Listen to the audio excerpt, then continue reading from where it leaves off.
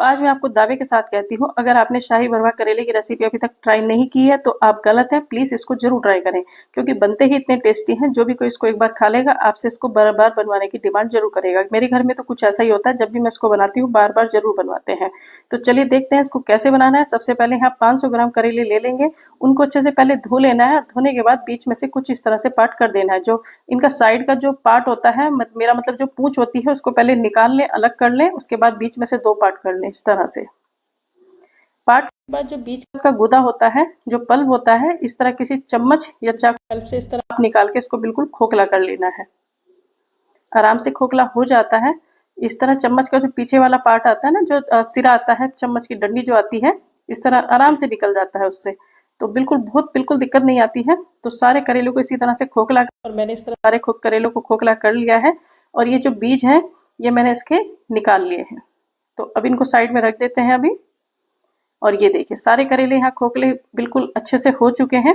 अब हम एक कोई भी बर्तन ले लेंगे, उसमें हम ले लेंगे 4 से 5 गिलास पानी। अब यहाँ पर 1/4 चम्मच हल्दी डाल देनी है, आधा चम्मच यहाँ पर आपको नमक डाल देना है और ढक्के से कुछ देर के लिए पकाना है। जैसे करेलों में पानी में उबाल आने लगे, सारे करेले इसके अंदर अच्छे से डिप कर देने हैं। डिप करने के बाद इसको ढक्कन लगाकर, मतलब पकने के लिए तेज गैस पर रख देना है। जैसे उसमें उबाल आ जाए तो गैस की फ्लेम को लो कर देना। अब यहाँ पर दूसरी तैयारी कर लेते हैं। आधा कटोरी मैंने यहाँ पर कच्ची मूंगफली ली है और 60 से 70 ग्राम मैंने यहाँ पर सूखा खोपरा नारियल लिया है। सूखा नारियल जो आता है, आप फ्रेश नारियल भी ले सकते हैं। तो मेरे पास सूखा नारियल था, मैंने वही लिया है। अब यहाँ पर मूंगफली को भी भून लेते हैं। लो गैस पे आपको यहाँ पर मूंगफली भूननी है। अगर आप तेज पे भूनेंगे तो इनका जो अंदर का कच्चापन है वो रह जाएगा, करेलों में फिर कच्चा कच्चा सा टेस्ट आएगा। तो आपको ध्यान रखना है, लो गैस पे आपको इन्हें भूनना है और जब तक भूनना है तब तक इनका छिलका ना निकल जाए।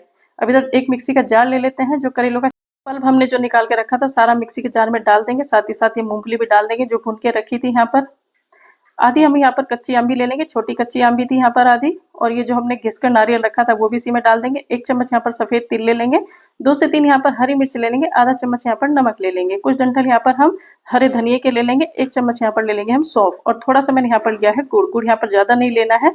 अब मैं यहाँ गलती से ढक्कन लगा रही हूँ। अभी मुझे यहाँ सूखे मसाले भी ऐड करने हैं, जैसे कि मिर्च और हल्दी, और थोड़ा सा यहाँ पर हम ले लेंगे 1 चम्मच खड़ा धनिया। अब इसको हम पीस लेंगे दरदरा सा, बहुत ज़्यादा फाइन पेस्ट नहीं बनाना है। पेस्ट आपको दरदरा ही रखना है, ये भी आपको ध्यान रखना है, क्योंकि दर्द ज़्यादा पीस जाएगा तो अच्छा नहीं लगेगा। अब यहाँ पर हम करेलों को भी चेक कर लेते हैं। करेले यहाँ पर अच्छे से उबल गए हैं। करेलों को पूरी तरह से आपको यहाँ पर पका लेना है। करेले इतने अच्छे से उबलने चाहिए। अब मैं आपको दिखा रही हूँ चाकू किस तरह आर पार हो रहा है, ये देखिए बिल्कुल एकदम से उबल गए हैं। साथ ही साथ अब दूसरी कढ़ाई ले लेंगे, उसमें डालेंगे यहाँ पर कुकिंग ऑयल और थोड़ा सा जीरा, थोड़ा सा हींग। अब मैंने यहाँ पर 2 मीडियम साइज के प्याज लिए हैं चॉप करके। आप चाहे तो लंबा लंबा भी थोड़ा सा काट सकते हैं, लेकिन चॉप करके लेंगे तो ज़्यादा अच्छा फीलिंग करने में आएगा। आधा चम्मच यहाँ पर ले लेंगे कश्मीरी लाल मिर्च कलर के लिए। 1 चम्मच मैंने लिया है यहाँ पर पनीर मसाला। अगर आपके पास पनीर मसाला ना हो तो आप किचन किंग भी ले सकते हैं। और सारा यहाँ पर जो हमने मसाला पीस के रखा था वो इसी के अंदर हम डाल देंगे। 3 से 4 मिनट इसको लो गैस पे हम भूनेंगे अच्छे से। गैस की फ्लेम को यहाँ पर आपको बहुत ज़्यादा हाई नहीं करना है, नहीं तो मसाले हमारे जल जाएंगे और ये लगना शुरू हो जाता है। तो इसको इस तरह भूनना है अच्छे से। तो ये अच्छे से भून चुका है। अब इसमें हरा धनिया डाल देंगे और किसी भी थाली या प्लेट में इसको सारे मसाले को हम निकाल लेंगे। निकालने के बाद आप चाहे तो इसे 5 मिनट के लिए छोड़ दें ठंडा करने के लिए, ताकि आप इसको अगर हाथ से भर रहे हैं तो आपको ये गर्म ना लगे। लेकिन मैं तो इसे चम्मच की हेल्प से भर रही हूँ, आप चाहे तो चम्मच की हेल्प से इस तरह से भर सकते हैं। थोड़ा थोड़ा मटेरियल लेंगे, इसके अंदर इस तरह से डालेंगे और अंदर को दबाते हुए आप फिल करेंगे। अगर आप हाथ से भर रहे हैं तो उंगली की हेल्प से इसको अच्छे से दबा दबा कर भरें, ताकि मसाला अच्छे तक कोने कोने तक जाए। और चम्मच से भर रहे हैं तो चम्मच का जो पीछे वाला पार्ट होता है, डंडी होती है, उससे दबा दबा के आप इससे पहले आगे के चम्मच से इसमें भरें और फिर पीछे के चम्मच से दबा दबा कर अंदर को मसाले को भर दें। ये देखिए मैं आपको दिखा रही हूँ, फिर से दोबारा भर के इस तरह से आप पहले भरें और जो चम्मच का पीछे वाली डंडी होती है इस तरह से उससे फिल कर दें। तो सारा मसाला अच्छे से इस तरह से भर जाता है आराम से, और सारे करेले हमारे भर के तैयार हो चुके हैं। ये मसाला हमारा बच गया है। अभी हम इसको आगे यूज़ करेंगे। करेले भी हमारे तैयार हो चुके हैं। तैयार कर लेते हैं। अब दूसरा कढ़ाई ले लेंगे, उसमें डाल देंगे सरसों का तेल और 2 पिंच डाल देंगे यहाँ पर हींग, और सारे करेले जो हमने फिल करके रखे थे इसी के अंदर हम डाल देंगे। और डालने के बाद इनको कुछ इस तरह से हिलाएंगे। चाहे तो आप पलटे की मदद ले सकते हैं, जो पलटने वाले आते हैं, पूरी वगैरह तलने वाला। इस तरह से आप सारे करेलों को अच्छे से तेल में कोटिंग कर दें और इस तरह से चलाते हुए हमें कम से कम 5 से 6 मिनट आपको भूनना है, जब तक इनके ऊपर थोड़ा सा ब्राउन कलर ना आ जाए।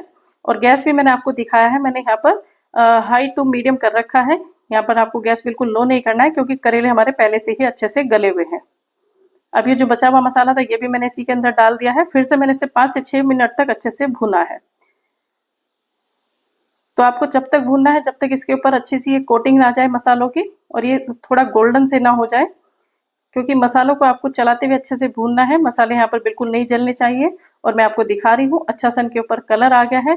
तो तैयार है हमारे शाही भरवा करेला रेसिपी। तो चलिए दोस्तों अब बनाते हैं पराठा।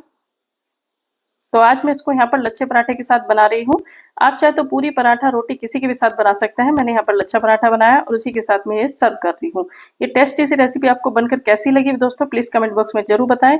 और अगर आपको वीडियो थोड़ी सी भी अच्छी लगी तो प्लीज़ चैनल को लाइक और शेयर करना बिल्कुल ना भूलें और चैनल को सब्सक्राइब करके जरूर रखें ताकि आने वाली मेरी वीडियो आपको मिलती रहे।